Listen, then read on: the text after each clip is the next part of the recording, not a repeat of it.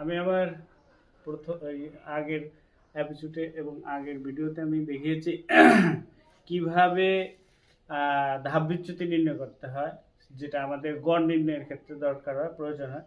এখন আমি আমাদের প্রচুরকের ক্ষেত্রে যে F1 এবং F2 এর মান নির্ণয় করতে হয়, সেটা প্রচুরকের ক্ষেত্রে আমাদের প্রচুরকের সূত্রের প্রয়োজন হয়। তো এই সূত্রে F1 এবং F2 কিভাবে মান বের করা হয় আমি এখন সেটা দেখব।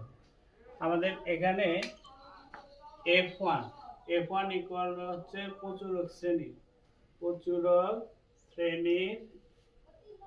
শ্রেণীর গণসংখ্যা, প্রচুরক শ্রেণীর গণসংখ্যা বিয়োগ তার পূর্ববর্তী শ্রেণীর, প্রচুরক শ্রেণীর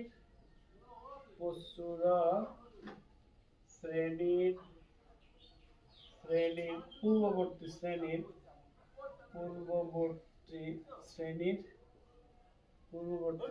গণসংখ্যা, প্রচুরক শ্রেণীর গণসংখ্যা। তো প্রচুরক শ্রেণীর গণসংখ্যা আমরা কোথায় পাবো?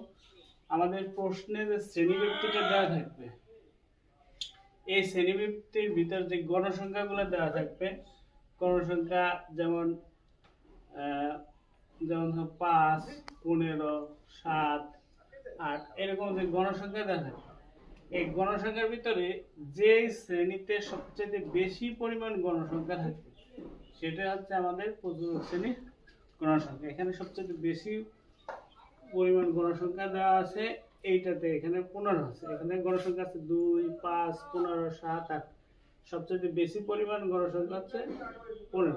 এটাই হচ্ছে প্রচুরক শ্রেণীর গণসংখ্যা।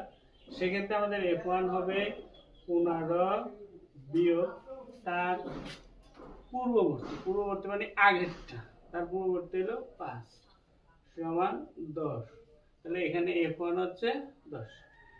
এই সূত্র দিয়ে কিন্তু আমাদের অবজেক্টিভ অনেক অঙ্ক দিতে পারে, সেক্ষেত্রে আমরা এটা আমাদের খুব দরকার। আর F2 ইকুয়াল টু কি? প্রচুরক শ্রেণীর গণসংখ্যা, প্রচুরক শ্রেণীর গণসংখ্যা বিয়োগ প্রচুরক শ্রেণীর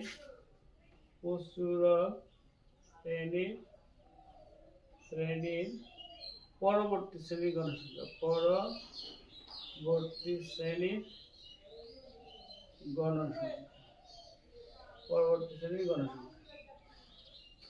প্রচুরক শ্রেণীর গণসংখ্যা, এখানে আমরা দেখলাম যে প্রচুরক শ্রেণীর গণসংখ্যা মানে যেখানে গণসংখ্যা বেশি থাকে সেটা হলো প্রচুরক শ্রেণী, এবং সেটার গণসংখ্যা হলো প্রচুরক শ্রেণীর গণসংখ্যা।